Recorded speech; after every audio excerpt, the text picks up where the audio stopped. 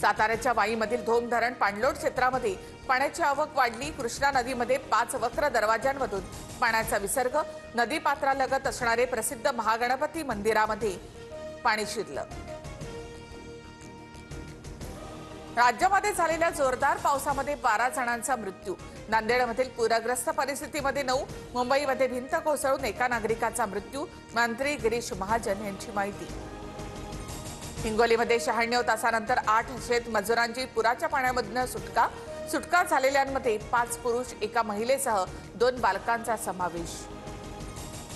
खासदार सुप्रिया सुळेंसह बजरंग सोनवणे यांनी अमित शहांची भेट घेतली। राज्यातील पावसाने नुकसान झालेल्या शेतकऱ्यांना मदत करण्याची मागणी। मराठवाड्यामधील स्थितीबाबत सुद्धा निवेदन दिलं। इंडिया आघाडीकडून उपराष्ट्रपती पदाच्या उमेदवारीसाठी बी सुदर्शन रेड्डी यांच्या नावाची घोषणा। सुदर्शन रेड्डी सुप्रीम कोर्टाचे माजी न्यायमूर्ती। आशिया चषकासाठी भारतीय संघ जाहीर। सूर्यकुमार यादवकडे नेतृत्व। श्रेयस अय्यरला संघामध्ये स्थान न मिळाल्यामुळे बीसीसीआयवर टीकेची झोड।